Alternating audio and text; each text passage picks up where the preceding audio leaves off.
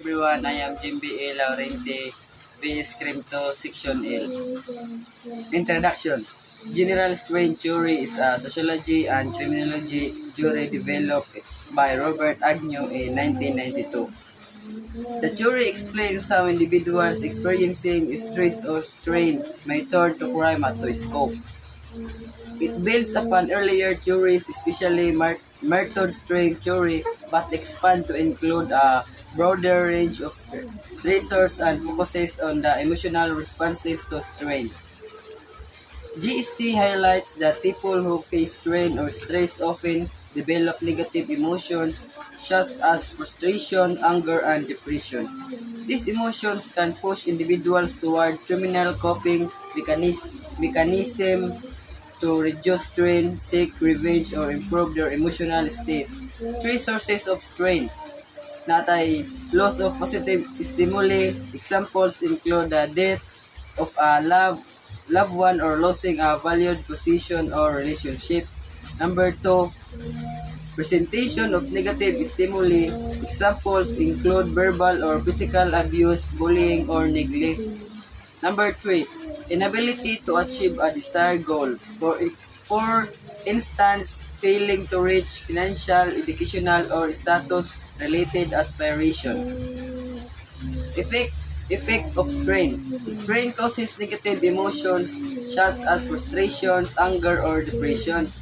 These emotions may pressure individuals to take action to reduce the strain or cope with the emotions. Crime becomes a potential response when individuals lack resources or lawful means to handle the strain. They seek to escape or reduce the stress.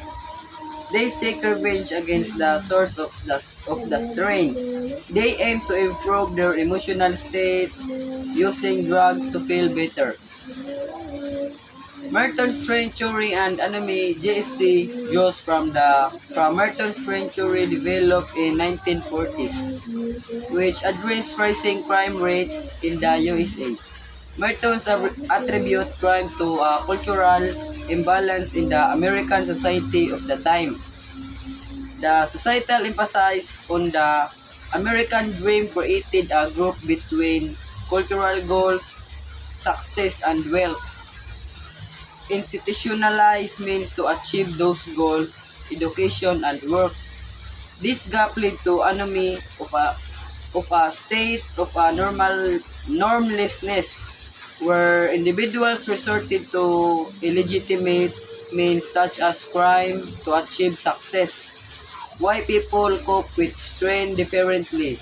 Most people handle strain legally, such as cutting back expenses, borrowing money, working extra hours. However, some turn to crime because they lack support system, have poor coping skills, face extreme or prolonged strain. In conclusion, GST is widely used to explain criminal behavior and societal differences in crime rates, such as those based on gender or socioeconomic status. It also emphasizes the need for interventions to reduce strain, such as addressing to inequality, supporting victims of abuse, and providing access to mental health resources.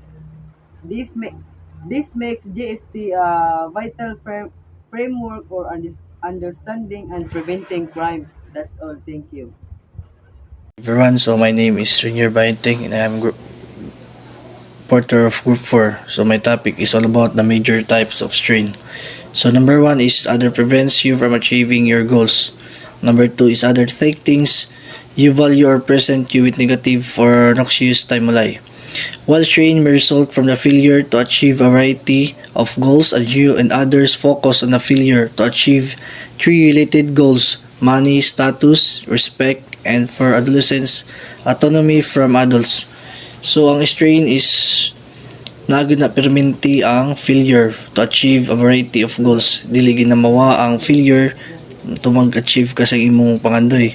So naitulo ka related goals is number 1 is money. Ang money is if makuha na nimo ang goals is makuha nimo ang money. Then ang kaduha is status. If nanakay saktong kwarta is ang imong kabutang is maayo gud.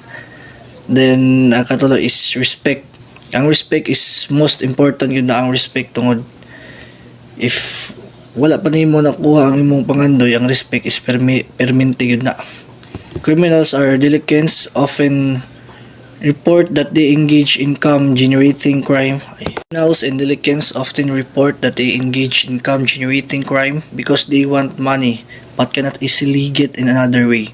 And some data suggest that crime is more common among people who are dissatisfied their monetary situation, with such as dissatisfaction being higher among lower class and people who state that they want a lot of money. So ang crime is mabuhat din na if na a person na dili sila satisfy sa ilang kabutang, if gusto nila na mangartaan sila is makumay sila crime samot na ang mukuhan ka o drugs or mapatay kag tao para lang makakwarta ka, is kuhan gid na siya is income generating crime tungod mabuhat na sa tao, tungod kay dili siya comfortable sa iyang kabutang, gusto niya paliton ang gusto niya mapalit pero wa siya kwarta, is mo na siya mabuhat yun siya og crime.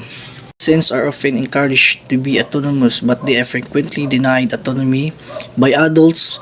The denial autonomy is may lead to delinquency for several reasons. Delinquency may be means asserting autonomy, sexual intercourse or disorderly behavior. So ang sexual intercourse and disorderly behavior is kinaiya na gud sa tao. If unsa ang iyang kung sa gud iya kinaiya is mo na gud dili mabag-o, then makakuan gyapon siya crime.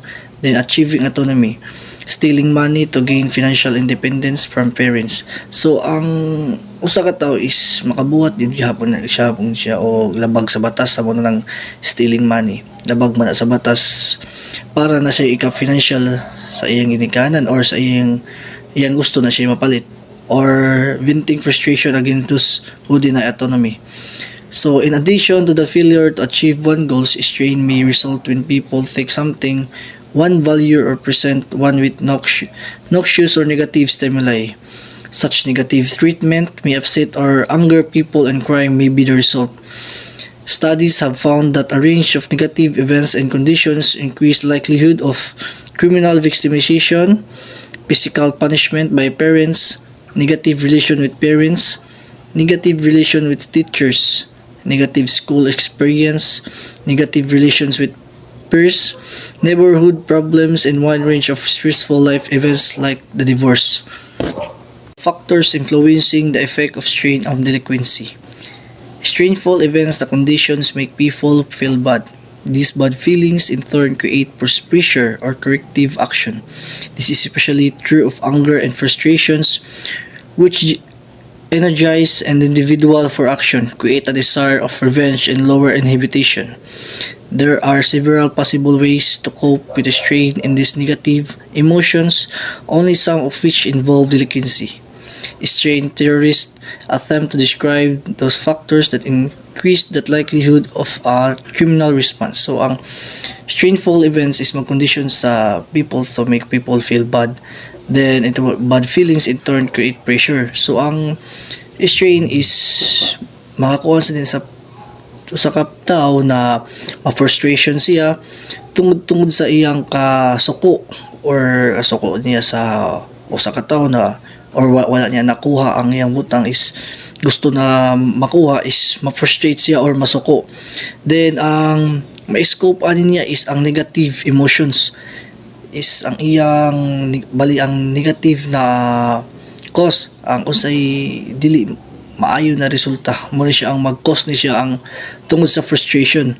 Then mag-describe niya siya sa factors that increase the likelihood of criminal response. Mo na siya ang factor siya is ma-increase niya ang likelihood sa criminal response, bali mas taas na posibilidad na makakuha siya o criminal case tungod sa iyang behavior or sa iyang anger or ang iyang frustration na wala niya nakuha ang usa ka butang, mo na siyang makakommit siya o crime. Relating to this trait is more likely to lead to delinquency among individuals with few conventional social supports. Family, friends, and others often help individuals cope with their problems, providing advice, direct assistance, and emotional support. In doing so, they reduce the likelihood of criminal response. So, ang solusyon na good para makuha ng strain is dapat ang usa ka person is dili imo siya ubanan through up and down na kaniya emotion, physical na kaniya, then dili nimo siya pasagdaan like imo siya i-advise na unsay angay buhato na dili siya makabuhat og krimen na naapay mga laing paagi na dili labag sa batas ang angay buhaton para maka-earn kag money. Then direct assistance, if naa kay kwarta is imo siya tagaan og gamay na kwarta la para lang makatabang niya ang gamay. If na siya kinahanglan, then emotional support, imo siya ubanan malay na imo siya ubanan through up and down. If na siya problem na kaniya, then doing so they are reduce intelligent criminal response para ma-reduce ang iyang problem or ang iyang criminal response is makuha siya bali mabago ang iyang delinquency sa variety of factors then influence whether individuals respond to strain delinquency. Unfortunately, there has not been much result to extend which the factors condition the impact of strain is the research that has been done has produced mixed results. So ang variety gud sa factors sa strain is the influence. Ang influence is mao gina ang usa makakuha ka og or makakommit ka crime tungod sa impluwensya. Ma-impluwensya na gali ka sa usa ka person is makabuhat na gyud ka crime, dili na gyud nimo or dili na nimo mabalibad sa mot na og naana nabuhat na nimo is mahog na gyud ka na usa ka kriminal. Then ang iyang resulta na is bad condition, dili na siya na factor sa imong gusto or labag na siya perminti sa batas tungod kay nagresulta man siya sa dili maayo na butang. And I thank you.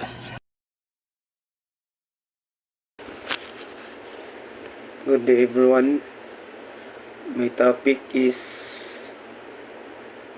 social learning theory. So people develop motivation to commit crime and the skills to commit crime through the people they associate with. So, it means pwede ta ma-influensyahan sa mga taong perminato kauban na mahimong dautan or criminal. Pwede nato makatunan ang paghimo og krimen gikan sa atong friends, sa atong family, or di kaya napugos ang tagbuhat para lang makasulod sa usa ka grupo. For example, imong amigo sangkot sa illegal nga gawain like droga, sangkot sa illegal nga droga.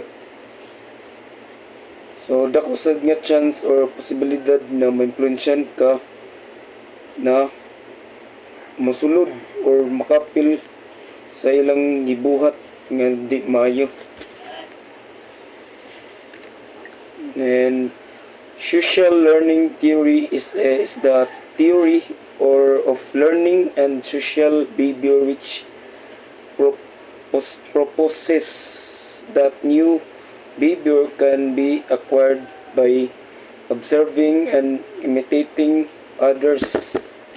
So, social learning theory kuno explain kung unsang paagi ang mga tao makakuha og kahibalo, kinaiya og pamatasan pinagi sa pag-observe, pagsundog og pakig-uban sa ubang tao.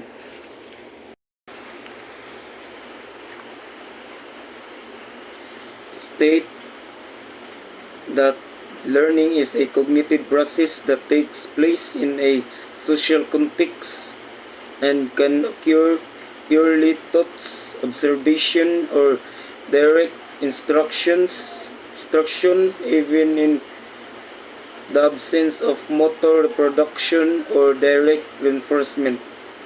So mingon gito cognitive process guys, ano siyang kahilihukan sa pangisip nga may tabo sa sulod sa atong mga una-una og pagtugot kanato nga makakita, maghunahon na, makaton, mainumduman og masulbad ang mga problema.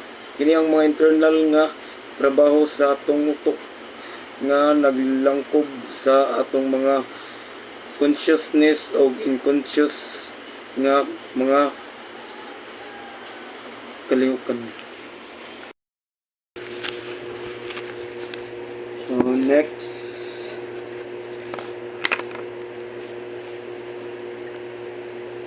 in additional to the observation of behavior, learning also occur through the observation of rewards and punishment, or a process known as vicarious reinforcement. When a particular behavior is rewarded regularly, it will most likely persist.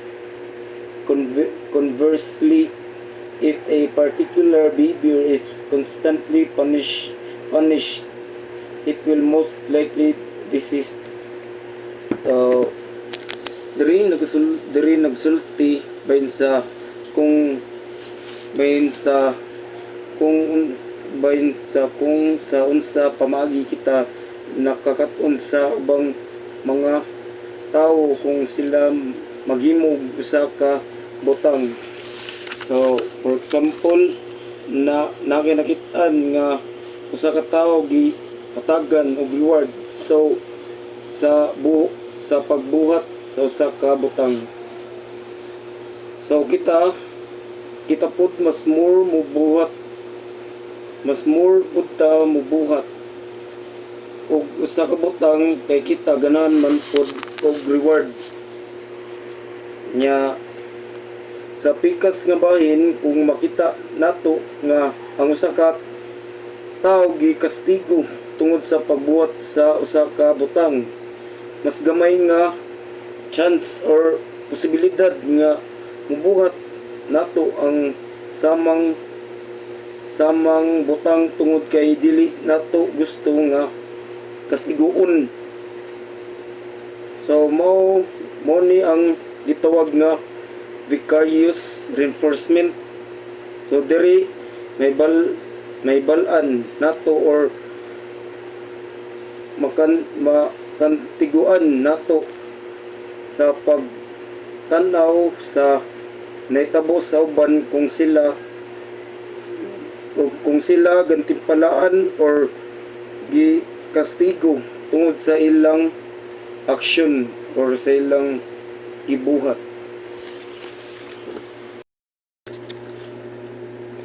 So the theory expands on tradition behavioral theories in which behavior governed solely by enforcements, by placing emphasis on the importance role of various internal processes in the learning individual.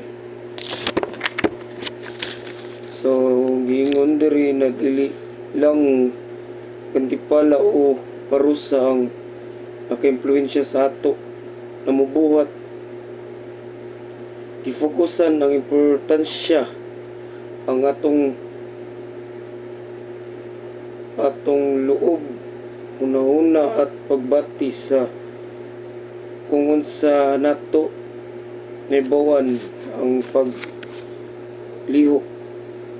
For example, gisuggest na ang atong mga emosyon, motibasyon at paniniwala dili lang tungod sa reward o paglikay sa parusa, kunili apil na pod kung unsa ta magunaw na sa atong debate sa sulod na pagkakaapekto sa ating mga kilos.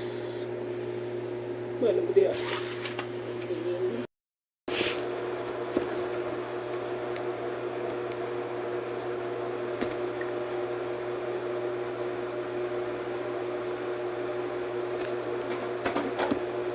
So, social control theory, most people would commit crime if not for the controls that society places on individual thoughts. Institutions such as school, workplace, church, and families. Theorists believe it is a society's responsibility to maintain a certain degree of stability and certainly in an individual's life to make the rules and responsibility clear and to create other activities to the art criminal activity. So, ngandiri kung walay mga rules o control gikan sa mga institusyon like sa eskwelahan, mga trabahoan, mga simbahan o mga pamilya, daghan ang may tabong makipag-ugnayan sa legal nga behavior or pamatasan. Theorists believe nga ang society kinahanglan magtukod og klaro nga rules og mga responsibilidad aron masiguro ang kalig-on og matagan og alternatibo nga kalihukan aron mapugnan ang krimen sa kadibukan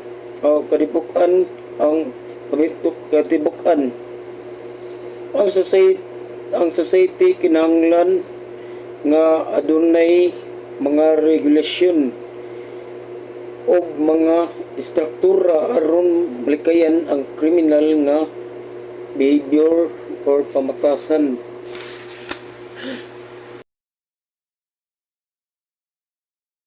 Next, when there is not enough food to eat or children are left alone at home while their parents work a second job, the seeds for crime have been planted. Under this theory, it is society's obligation to prevent crime from happening. So, gingon nga if walay saktong na pagkaon or ang bata nibilin sa balay kay ilang parents kay narbaho, posibleng muntong sa pagkakaroon ng krimen. Kung gusto nato na mapugnan ang krimen, kinahanglan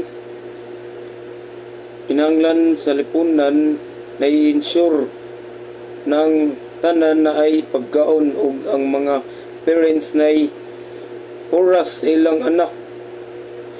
Kung maglisod sila og palit sa ilang mga kinahanglan, maghimo gid sila og krimen.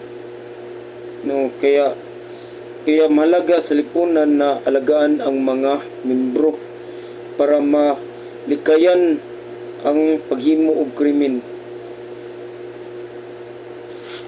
So, dali na pagta, sunod. So, various method to provide children with social activities when their parents are unable to are very important in low-income neighbor. So, gingon dere nga sa mga lugar na gagmay rag income, kinahanglan maghimo sila og paraan para matabangan ang mga bata na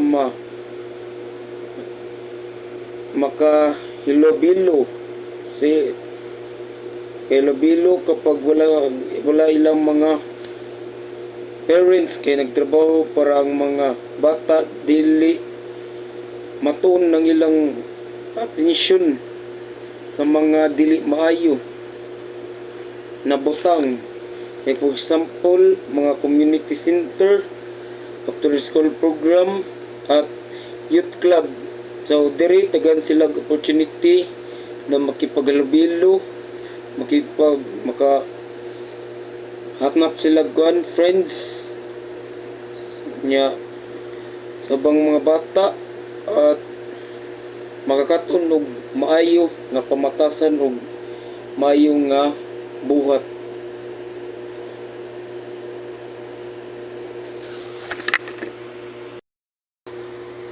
So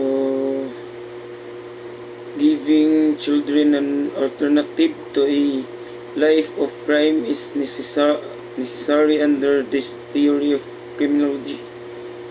So malagi to, inanglan na to sila tagag programa na makaiwas sila na makahimong krimen or naslay pagkabalahan para ilang focus wala sa di maayo. So Bandora's social learning theory state that people learn from one another via observation, imitation, and modeling. The theory has often been called a bridge between behaviorist and cognitive learning. Theories become it encompasses intention or attention and motivation. So Bandora's social learning theory kay usa ka paraan para masabtan kung unsa pag kahibalo sa mga tao sa pagtanaw lang o sa pagsundog. Diri gingon sa theory na ito posibleng makakaton sa mga bag-ong lihok at kasanayan pinagi sa pagbantay sa ubang tao kung unsay ilang gibuhat. So for example, nakita nimo imong barkada na malampuson na nakasakay sa bisikleta ang imong amigo, sigurado imo pod ni sundugon. So modeling theory pasabot posible na kita makakaton gamit sa pagkita sa ubang tao na ginahatagan og reward or punishment para sa ilang buhat. So like for example, nakita nimo na pinupuri or kuha nimo classmate ipuri niya ang sa imong mga kaklase tungod kay kitabangan niya ang inyong teacher. So sigurado matabang pud ka sa imong mga kaklase kung sa imong teacher. Kay concept people learn through observing others' behavior, attitude, and outcome of those behaviors. Most human behaviors is learned observationally. Thoughts modeling from observing others.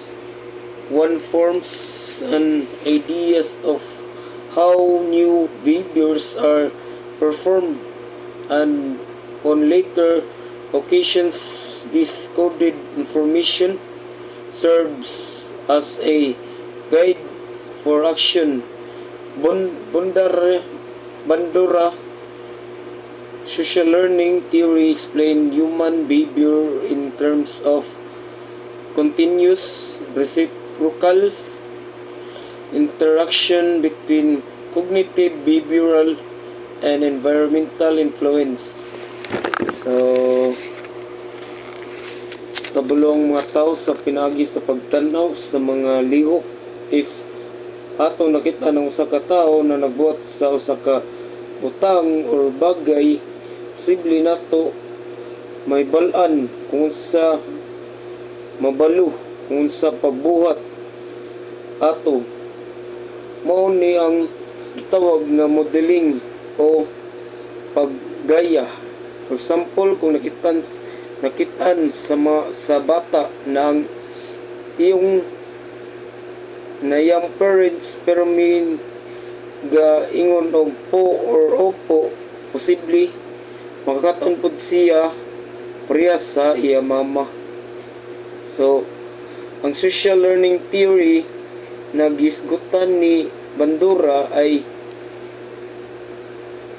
mutabang nato na mabalaan kung ngano nagalihok ang mga tao sa paraang ginahimo nila. Pinagi sa pagtanaw sila nakakaton mula sa pamamasid sa uban ay makabalo ta sa pinagi sa pagtanaw o pagsundog sa mga tao nakapalibot sa ato. Good afternoon, everyone. I am the reporter of Book 4, The Reciprocal Determinism. Reciprocal determinism. Bandura believed in reciprocal determinism, that is the world and the behavior and a person's behavior cause each other, while behaviorism is essential states that once addition he suggested that behavior causes environment as well the considered personality, behavior, and one's physiological processes. So according to Albert Bandura is ang reciprocal is mito siya ang reciprocal determinism is siya ang physiological theory na nag-explain o unsa how person's behavior influence person's factor and environment. So it means personal behavior nato is like belief or paniniwala, like tuo or emotion is maka-cause po na siya sa or maka-apekto sa atong ang environment, like mga tuo mga nana. Then ang environment is na siya possible na ang environment is na siya possible na pagpag-o sa atong personal belief na to kay sa mga tuo sa mga palibot na to, kung sa atong makita o sa atong matubugan, like mga discrimination or mga tuo mo na siya makakos sa atong personal beliefs. So ang personal beliefs is kaya or can be cause pag-ukon ang ato ang environment o ato ang pagtan-aw sa usa ka tawo. Then kaning tulo ka factors kaning personal behavior or emotion and environment and personal beliefs, these are factors are constantly interacting and affecting each other in a cycle. For example, I am a student who feels confident about math. So ang personal factor ana niya is or emotion. Personal factor lagi oo. So ang is feel confident kay siya sa iyang favorite subject like math nana. Then might participate more in class, so mas participate pa siya, is mao na siya ang behavior. Then maka-gain which leads to positive feedback from the teacher, is mao na siya environment, is maka-gain siya og positive feedback because ayang behavior like more in participation siya. So like og mga positive feedback sa teacher or sa like sa mostly sa teacher gyud. Then this positive feedback that reinforces their confidence, creating a continuous loop of influence. Social learning theory has sometimes been called a bridge between behaviorist and cognitive learning theories because it encompasses attention, memory, and motivation. The theory is related to Vygotsky's social development theory and Navier-situated learning, which also emphasize the importance of social learning. So social learning theory is like combination or mix sa behaviorism and cognitive learning. So nag-explain ani kung unsa atong nahibaw-an sa mga atong nadawat or punish sa atoang mga punishments, like man siya makuha na to na behaviorism. But mga punishments lagi ito makuha na behaviorism, but also by watching others, or like by watching others and thinking about what we see. So kung unsa ato ang nakita or ato ang like atong pangunahuna ginana sa, it connects how we pay attention, remember, and stay motivated. So kaning Vygotsky social development theory, so it shows that learning happens through interacting with others. So ang ipasabot ani sa Vygotsky social development theory is kung unsa atong nahibaw-an sa pag interacting or interacting sa laing tao is like ma-adapt nato, like inaana ang social learning. So parihara na siya sa Navier-situated learning. It highlights how learning is shaped by real life situation and the people around us. So in short, aning duha ang behaviorism and cognitive learning. In short, it combines observing others with thinking and understanding, making it a bridge between the two, behaviorism and cognitive learning. Individuals that are observed are called models. In society, children are surrounded by many influential models such as parents within family, character or on children's TV, friends within their peer group, and teachers at school. So, kaning mga gitawag na mga model is mao sila ang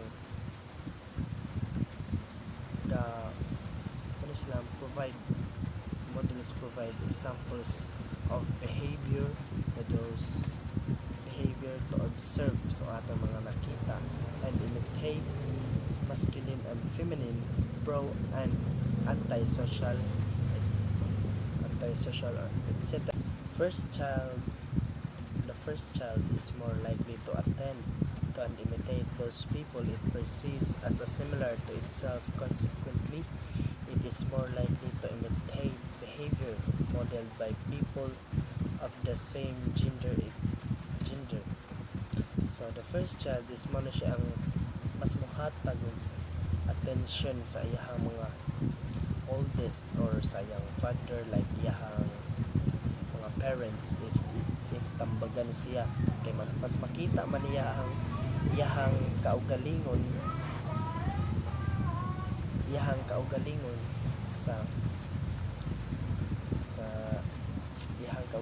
sa iyang mga oldest parents. Kay as a first child is if naay masunod niya na like tawag na to na role model sa ilahang pamilya, like inana mo na siyang gitawag na mas muhatag og atensyon ang first child yun kay para is makita man niya iyang kaugalingon dito sa iyang mga grandparents or sa iyang mga kuya or iyang papa. Mao na siya ang first child. Second child, the people around the child will respond to the behavior it imitates with either reinforcement or punishment. If a child imitates a model's behavior and consequences are rewarding, the child is likely to continue performing the behavior. So kaning second child is mao na siya ang ginatawag na to na black sheep. Mao gitawag siyang black sheep is if unsay nakita niya na sa iyang mga like sa iyang mga peer group or barkada, like iyang mother or iyang if iyang parents kay abusive or aggressive, like permi siya dapatan, unsay iya makita sa iyang parents or kuya from the first child is maura po na iyang ma-adapt niya na behavior. So kana na behavior bisag ikapila pa nimo na ipanish siya, istoryaan siya is maragihapon magbalik-balik ra gihapon ang iyang pinuhatan kay sa sugod pa lang, sa bata pa lang siya nakita na niya kung unsay mga behavior sa iyang palibot, iyang amiga, like iyang amiga is pariwara, if iyang parents is abusive or iyang parents is mga masagdan lang siya or need niya og love. So kahuna-huna siya na like ang iyahang behavior is magbalik-balik ra gihapon kay sa iyang palibot niya, kung sa iyang palibot pa lang na ingon ana ang mga behavior is ma-adapt niya, ano siya ang ma-adapt niya or reinforcement can be so ma-reinforce siya. So ang reinforcement can be like external or internal, so positive or negative. So nara ana nila duha og asa niya sundon sa second child. So the third child, the child will also take into account of what happens to other people when deciding whether or not to copy someone's actions. So kaning third child is or kinamanghuran, no? So mo na siyang gitawag na like mo na siyang if naamay black sheep sa inyong pamilya is magkahuna-huna siya na sundon ba na nako or dili. So man ang gitawag na vicarious reinforcement. So like mas ang kaning bata is mas nakaibaw siya na mas muhatag pa siya o unsa iyang nahibaw o unsa iyang nakita sa mga oldest niya, second child or first child is ang abusive ang if ang second child is like rebelde na pagkatao is like if ang first child is role model, so ang third child is mao na siya ang like mo-observe or mas makita siya if ang kasagaran gud sa third child gud is ang iyahag yung sundon is ang kuya.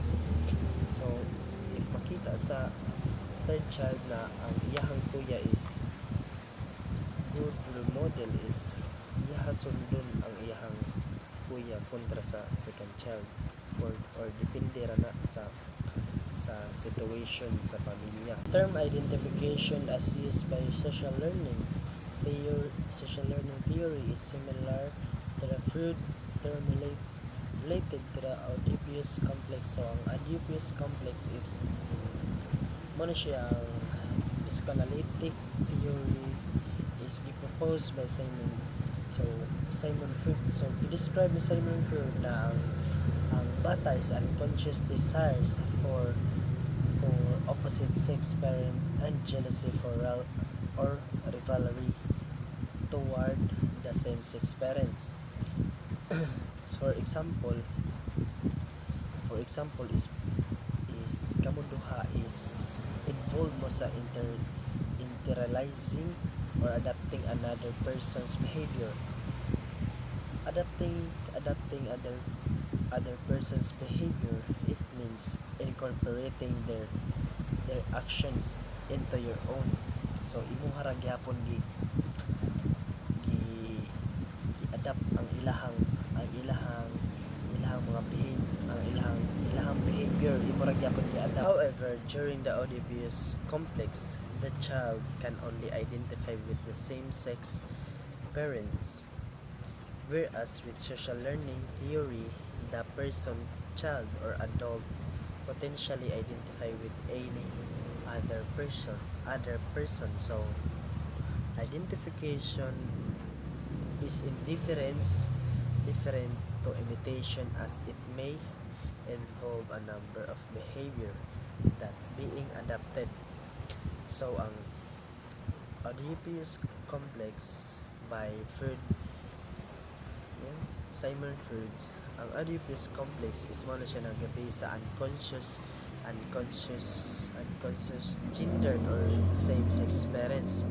So desire for the opposite sex parents, leading to the identification with the same-sex parents, while social learning sees identification as a flexible social processes that can involve anyone the child observes and learns from, regardless of gender or familial relationship. Social learning theory is often described as the number of behaviors being adapted, whereas imitation usually identification is different to imitation, as it may involve a bridge between traditional learning theory behaviorism and the cognitive approach. So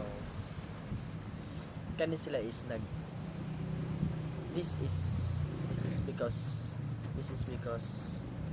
it focuses on how mental cognitive factors are involving in learning theory. So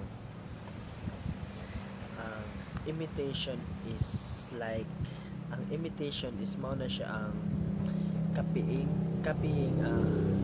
behavior, like imuragyap copying behavior, while identification, it involves adapting traits or behaviors as a part of traditional learning, as a part of one's own identity. So ang social learning links like traditional learning, like behaviorism and cognitive theory, by explaining how we learn through both external behaviors like imitations and internal processes like thinking and decision making. Bandora's description of motivational is also fundamental, based on environment and thus factors, since motivational factors are given by the functional value of different behaviors in a given environment. So Albert Bandura's view of motivational in social learning theory is closely tied to the environment and the functional value of behaviors. So it means the kung ang tao is motivated to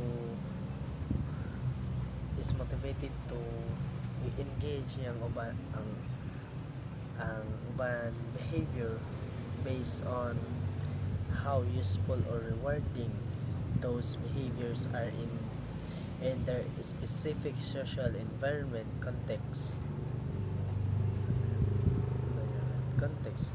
For example, a child observes a parent receiving appreciation for helping others. So ang bata is mamotivate siya na motabang og laing tao kay nakita man niya sa iyahang parents is mitabang is gihatagan og reward. So ang bata is na-motivate ang bata to na mubuhat siya o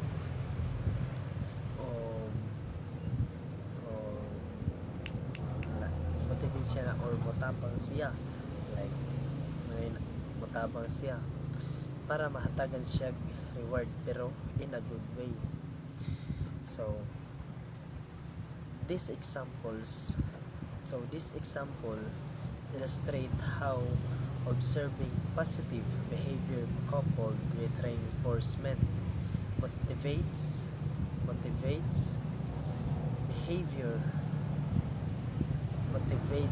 children to adopt similar behavior, shaping their values and characters. Everyone, my name is Renan Batidor. This is reporting of Group 4. The topic is what for meditational practice. Meditation is a practice where individual uses a technique such as mindfulness or focusing their mind on a particular object, thought, or activity to train attention and awareness and achieve a mentally clear and emotionally calm and stable state. So there are many different types of meditation, but most share some common elements. So, number 1, focus. Meditation involves focusing your attention on something. This could be your breath, a mantra, a visualization, or even just the sensation of your body. Number 2, awareness. Meditation is about being aware of your thoughts, feelings, and sensation without judgment. This means observing them without getting caught up in them. Number 3, practice. Meditation is a practice which means it takes time and effort to develop. It's like learning any other skill such as playing a musical instrument or speaking a new language. The more you practice, the better you will become at it. So here are commonly recognized meditative process. So number 1, mindfulness meditation. This type of meditation involves paying attention to the present moment without judgment.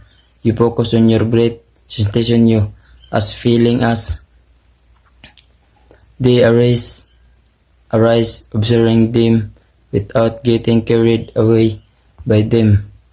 Kaduha, Samatha Vipassana meditation. This is a traditional Buddhist meditation practice that combines two techniques, Samatha, calming the mind, and Vipassana. Inside Samatha involves focusing on a single object, such as your breath, to calm the mind. Vipassana involves observing the impermanence and interconnected of all things.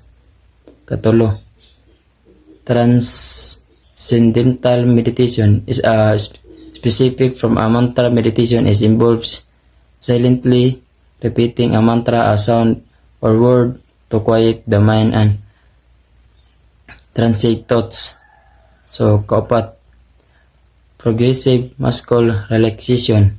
This technique involves tensing or relaxing different muscle groups in your body. It can help reduce and promote relaxation. Good evening, sir. My name is John Cedric Diaronia, B. Scream to Section 9. Topic is routine activity theory.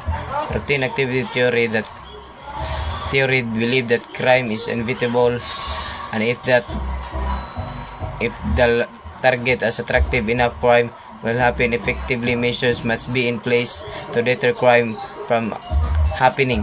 Routine activity theory is a subfield of crime opportunity theory that focuses on situation of crimes.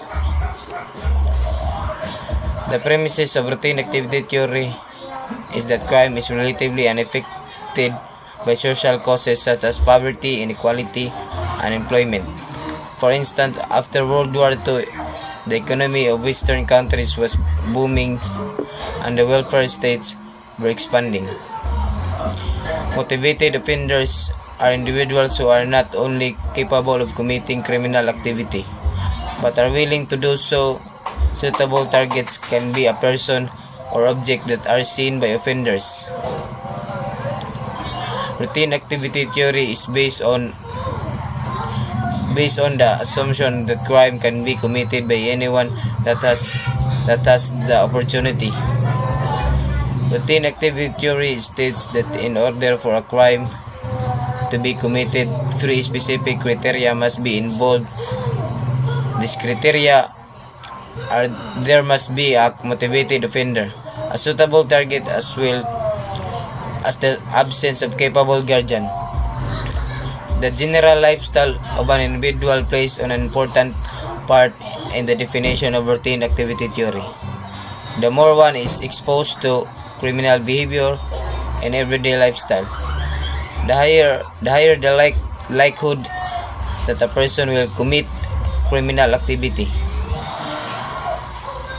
Next is in conclusion, routine activity theory can be used as a way to explain why crimes occur and to predict who has the highest childhood of committing crimes based on three requirements: as willing offender, a target, as well as the lack of proper guardian.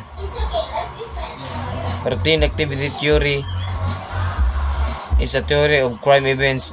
This differs from a majority of criminological theories which focuses on explaining why some people commit crime, that is the motivation to commit crime, rather than how criminal events are produced. Routine activity theory suggests the organization of routine activities in society create opportunities for crime.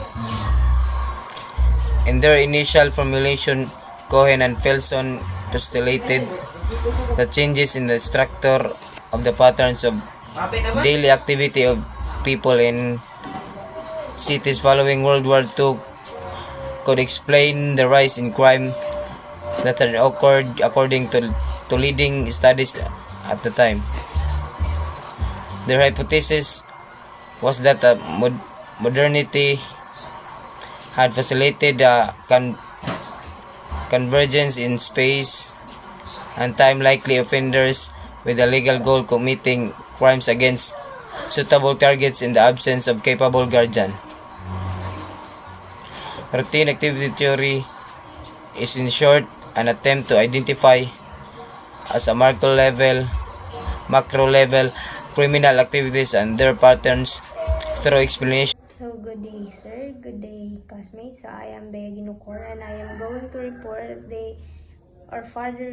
the routine activity theory or the RAT. So there are many theories around that attempt to explain how and why crime occurs. But this one is a well-known theory which provides a straightforward explanation of why crimes occur. So kani kunong routine activity theory usa rin ni siya sa mga theory nga nag-explain ngano nag-occur ang crime. Pero ang kalahian lang kay ang routine activity theory mo na siya ang pinakailado and also mo na siya ang naghatag og straightforward or accurate explanation nganong ang crime mahitabo. So Rat argues that when a crime occurs, three things happen at the same time and in the same space. So one is his suitable target is available. Second is there is a lack of a suitable guardian to prevent the crime from happening. Third is likely and motivated offender is present. So kani daw kuno tulo na kay suitable target, na ay lack of suitable guardian, ug na ay motivated offender, kani daw kuno tulo ug naa gani ni siya sa the same time and at the same space, likely mahitabo jud ang crime. So suitable target plus lack of suitable guardian plus kanang motivated offenders equals crime jud siya. So, ang pinakauna kay ang suitable target. So, a suitable target, the first condition for crime is that a suitable target must be available. The word target has been chosen carefully rather than other words such as a victim. So, ang pinaka-kuan daw ko sa crime, kung available na ganina ang suitable target, most likely, possible na gid mahitabo ang crime and mas pili nila ang word nga target kaysa sa victim. So, ang suitable target na ay 3 major categories. A target can either be a person, an object, or a place. So, a person is a being such as human that has certain capacities or attributes such as reasons, morality, consciousness, or self-consciousness and being part of culturally established of social relations such as kinship, ownership of property or responsibilities. So, a person daw ko nga na ay certain capacities or attributes such as reasons, the ability to think and understand, morality, kabalo kung unsay right and wrong, consciousness or self-consciousness or awareness of oneself, and part sa social relations such as kinship, mga family connections, ownership of property, kanang whether land ba kaha, money, may nana, or a person nga na ay responsibility, na ay duties and obligations sa society. For example, kanang mayor, may nana. So the second is an object. Anything that is visible or tangible and is relatively stable in form, something material that may perceived by the sense. So, ang object, for example, mga high value nga jewelry, mga gadgets, mga car nga nabian or car nga left unattended, muna siya ang possible nga object nga suitable as a target. Ikatulo is a place. An area with definite or indefinite boundaries, a portion of space, a location, settlement, or populated place is likely to have a well-defined name but a boundary which is not well-defined and varies by context. So the term location and place and geography are used to identify a point or an area on Earth's surface or elsewhere. So ang kanisang place, pwede na siya mahimo siya as suitable target if ever ka na place kay na siya kanang na place is valuable, murag ang kanang siya na place kay lack po og security niya, kanang na place is sayo na siya ma-access, dali na siya masud-sud, may na pwede na siya mahimo ang suitable target, kanang especially kung kanang na place kay na yung mga valuable na mga gamit, may na so kuha na siya as target. Absence of capable guardian or lack of suitable guardian, the first condition mo naman tong suitable target. Ang second, mo na siya, the second condition is that a capable guardian whose presence would discourage a crime from taking place must be absent. So, kung ang capable guardian daw kuno, ang presence sa capable guardian kay maka-discourage man siya nga mahitabo ang crime, unya kay absent man siya. So, lack of suitable guardian mo nang mahitabo ang crime. So, a capable guardian is anything, either a person or thing that discourages crime from taking place. This can be formal or informal. So, maghatag tayo isa po. So, for example, ang kana siyang usa ka sari-sari store lang. Sari-sari store. Unya, na ang tindero na nagbantay, mo na siya ang guardian. Unya, ang sari-sari store kay pwede siya mahimong suitable target kay damo magmakuha din unya nasa ni agi na motivated offender. So mahitabo ba ang crime? Dili kay nga naman naaman siya guardian, na ay suitable guardian or na capable nga guardian, maong dili siya dili siya mo result og crime. Pero og ang usa ka store is walay guardian, open lang siya, unya na ni agi na motivated offender, so of course mahitabo ang crime kay lack na suitable target, lack of suitable guardian, unya na motivated offender equals crime. So some example of capable guardians are police patrol, security guard, o last is neighborhood watch group. Police patrol. Police officers are law enforcement officers assigned to monitor specific geographic areas, that is to move through their areas at regular interval, looking out for any signs of problems of any kind. So, muna siya ang mga law enforcement nga na-assign kay para sila ang magpatrol sa mga naka-designated areas sa ilaha para ma-prevent kung unsa man ang mga possible na crime ang mahitabo. So, kung naay police patrol, so syempre, kung man siya, capable guardian man siya, so ma-discourage jud ang crime para mahitabo. Kaya na may nagbantay, na may magpatrol, na may mga magsuroy-suroy, na may mga magsigurobing sa mga streets, so dili jud or impossible ra jud kay na mahitabo ang crime kay basta lang jud kay present niya ang police patrol. Second is a security guard. So, a security guard or security officer or protective agent is a private person who is hired to protect the employing parties' assets from a variety of hazards and by using preventive measures. So, kaning mga security guard mo na siya ang another example of capable guardian. So, pinaagi aning mga security guards ma-protect nila ang mga tao na ilagay sa kupan, ma-protect nila ang kwarta, ang mga equipment. So, for example, kanang sa eskwelahan, 'di ba? Or mga establishments sa eskwelahan ng tamag base. So, 'di ba naman ay security guard sa eskwelahan. So, ma-prevent jud ang pagkahitabo sa crime. Like for example, kawaton ang mga gamit sa eskwelahan, ma-prevent jud siya kay na may guard, na may capable nga guardian nga nag-monitor or nagbantay sa eskwelahan para ma-discourage ang crime para mahitabo. Pero wala lang na yung mga guard pod, so possible rigid kay nga mahitabo ang crime kay na suitable target ug nasa motivated nga offenders unya lack of suitable guardian. Neighborhood watch group. A neighborhood watch group, also called a crime watch or neighborhood crime watch, is an organized group of civilians devoted to crime and vandalism prevention within the neighborhood. Sa kaning neighborhood watch group mo na siya ang last nga example sa capable guardian. So, kani sila, mo ni sila ang mga grupo sa mga tao nga dedicated kay sila or magtabangay ni sila para ma-prevent or maiwasan nila ang pagkahitabo sa crime. Example, kanang vandalism, kanang mga pagsuwat-suwat sa mga pader na bisan asa. So, against aslaan na mo nang kani silang mga neighborhood watch group mo ni sila ang magtabangay ni sila, sig-inform sad sila sa mga lahi pangaslingan nga mo ni dapat buhaton kay para ma-prevent pod ang crime. So, ang pinaka-aim sa resident sa kaning neighborhood watch group kay mag-educate sila sa mga residents sa community para sa safety and security. Unya, kanipod sila ang kaning neighborhood watch group.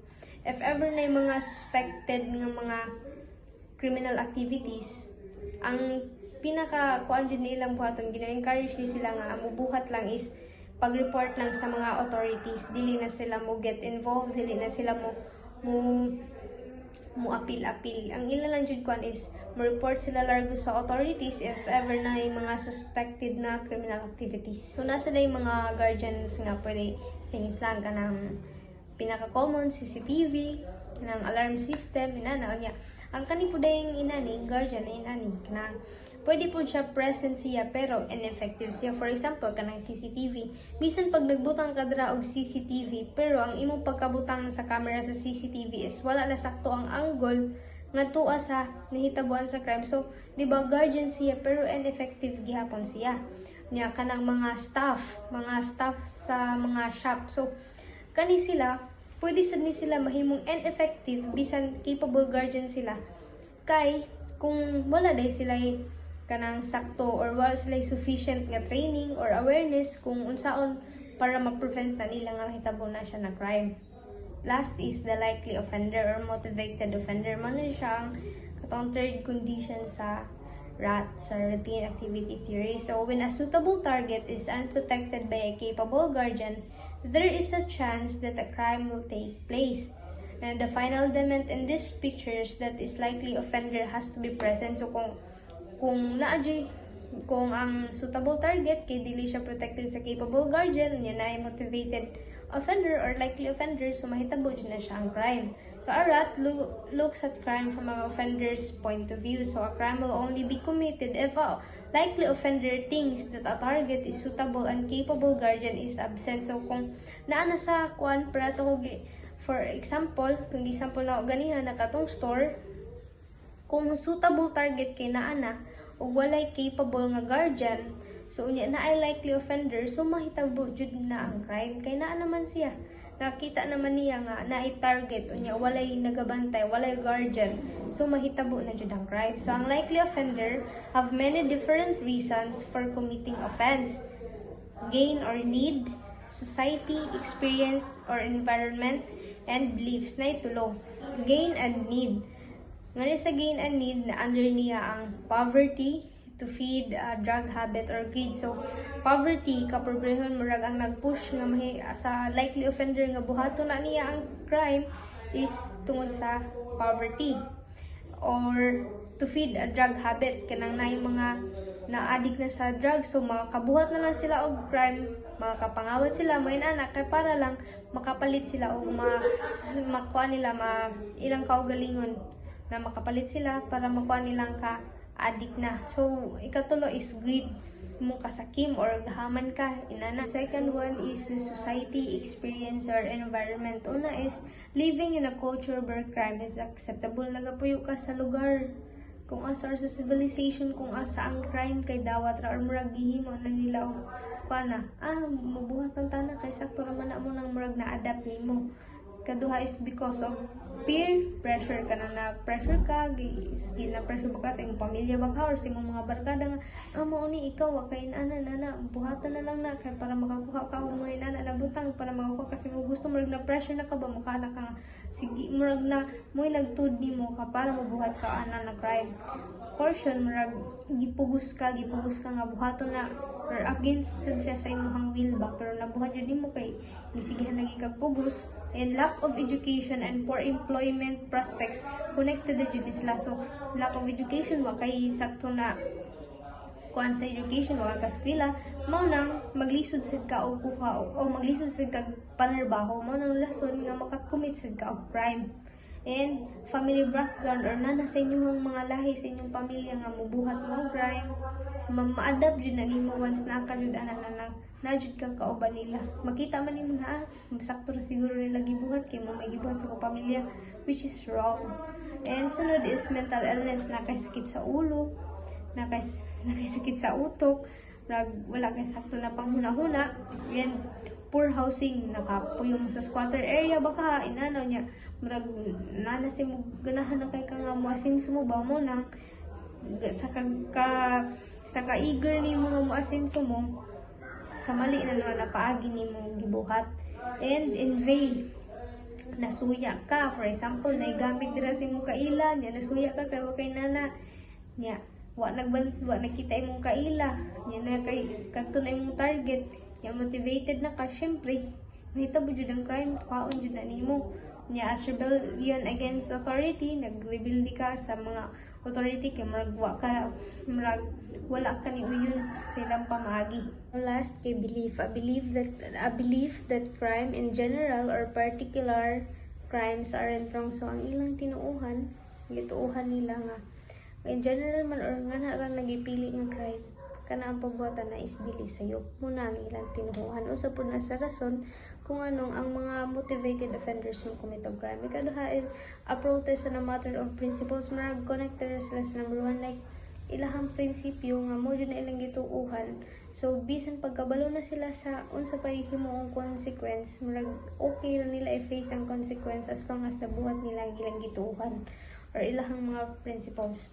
And prejudice against certain minority ethnic groups, mga ganig kanang discrimination against ani nila ng mga ethnic groups, discrimination against ani nila ng mga tao, mga unbiased treatment, mga unfair na treatment mo na murag mo ay mag-push nila ba nga mo commit og crime tungod silang frustration, tungod silang kasuko nga ginana sila ina ang pagtanaw sa ila mo na makakommit sila og crime. Mo natutanan ang about sa RAT or sa routine activity theory. So ang hinamdaman namin jud dato is kung mo when we say about the routine activity theories, more ni siya jud ang pinaka naghatag og accurate nga reason or straightforward na explanation nganong ang crime nahitabo.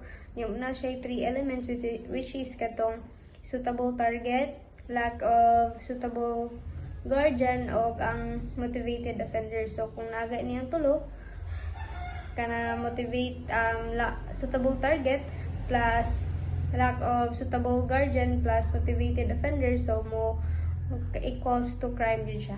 So that's all. Thank you. So good day everyone, I'm Sunil Kimandurigot. I'm going to discuss on you the utilitarianism. So we'll start by discussing first utilitarianism. So what is utilitarianism? Utilitarianism is a theory of moral philosophy that is based on the principle that an action is morally right if it produces a greater quantity of good or happiness than any other possible action. So the baseline to summarize it is the second one. Greatest happiness for the greatest number. This is the guise of utilitarianism.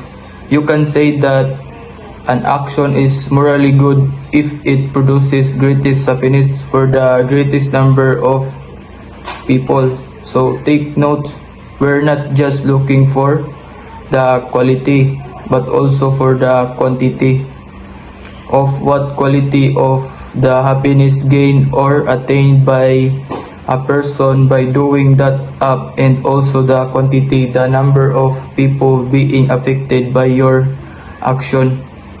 And we can say that an action is immoral if it produces pain or the greatest number of the people. So, ang kabaliktaran sa unhappiness is pain for the greatest number of people. So, ang kabaliktaran sa happiness is pain. So, also we will encounter a lot of terms such as happiness, pleasure, pain, harm, and reading Italianism. To further explain the definition, I have here an example. Hypothetical example.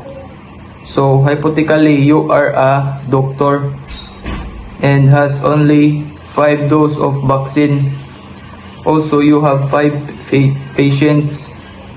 4 of your patients are ill and only need 1 dose of vaccines each to survive. So, however, you have 1 patient that is severely ill and sa sobrang grabe sa iyang sakit, he need 5 dose of vaccines.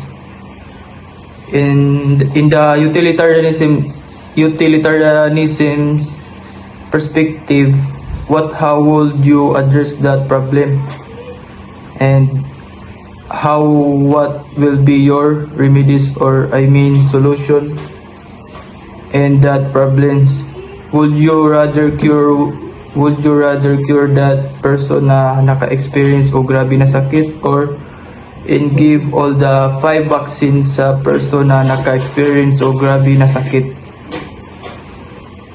And give all the 5 vaccines sa person na naka-experience kato na person sa grabe og sakit. Then kato na person, or imong pilion ang upat ka patients na kailangan kato na person, or imong pilion ang upat na patients na kailangan nila ang tag-usa-usa na dose of vaccines.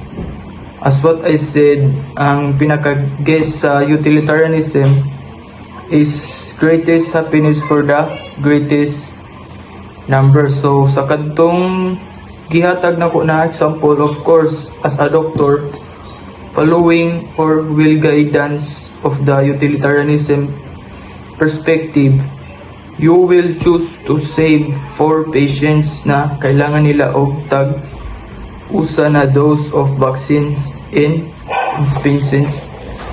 expenses.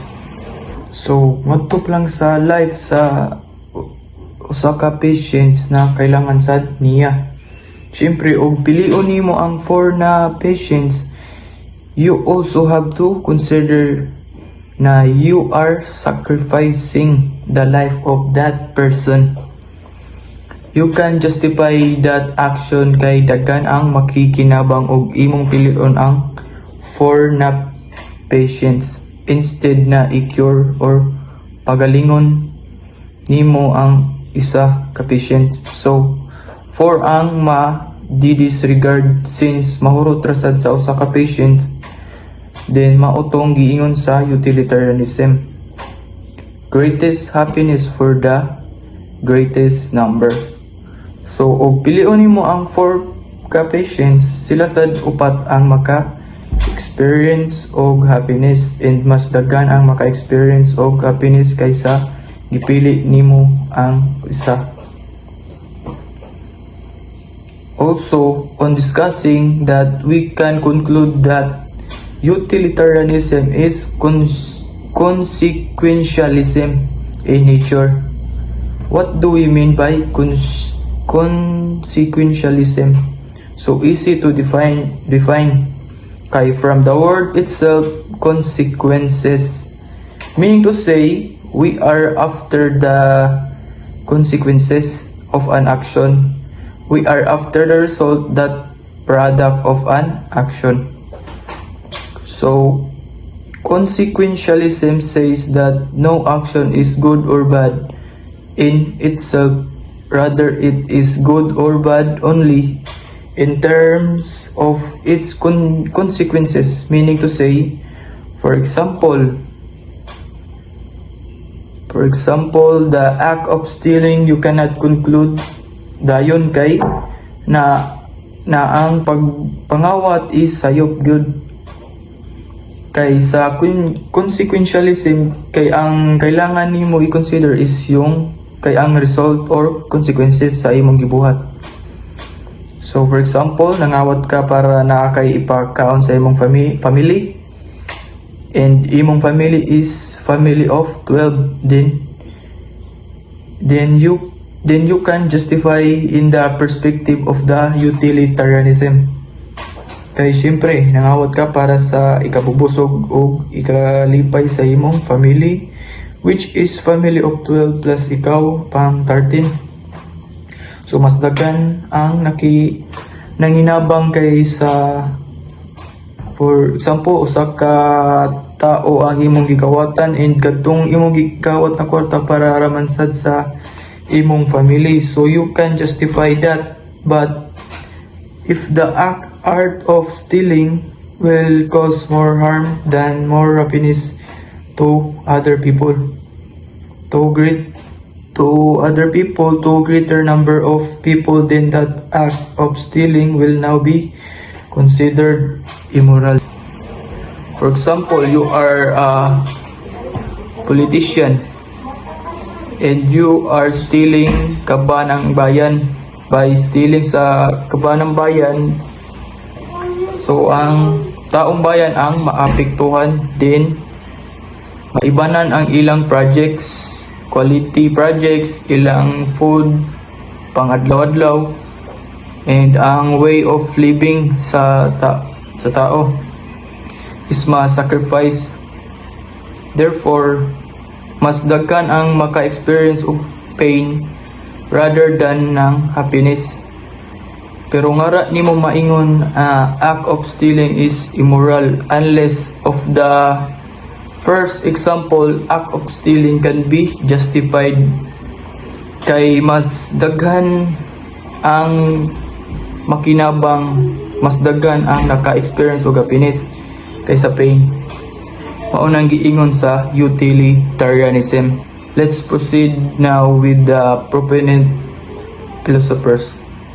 So we have two prominent philosophers. First is Jeremy Bentham, and the second is John Stuart Mill.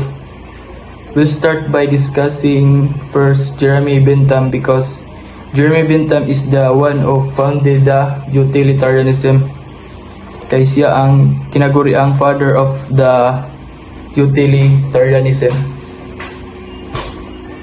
Also, Jeremy Bentham is the one who introduced the philosophic calculus or calculus of felicity. What do we mean by philosophic calculus? So philosophic calculus is a method of determining the rightness of an action by balancing the probable pleasures and pains that it will produce. The first term that will come to your mind is something about mathematics. Mathematics related and all mathematics related subjects have formulas pareha ra gyapon sa philosophic calculus. We have formulas to determine kung unsa ka sakto or the rightness or tama ba or mali ang usa ka butang. So how do we do this philosophic calculus? It is created by combining hedonism and democracy. So hedonism is the pursuit of pleasures and avoidance of pain. Basically, hedonism is about ug unsay makapalipay sa usa ka tawo. Then, kaning philosophic calculus is combination of hedonism and democracy. The hedonic calculus is used to evaluate how much pleasures or pain would be caused by an action. So another formula to be specific para mas put me into mind is, for example, you add all the positive thing of the thing that produces happiness. Also combine all the things that produces pain and that. If you add or subtract, then pag mag-equal siya sa mas daghan or pabor, then it's the action is good.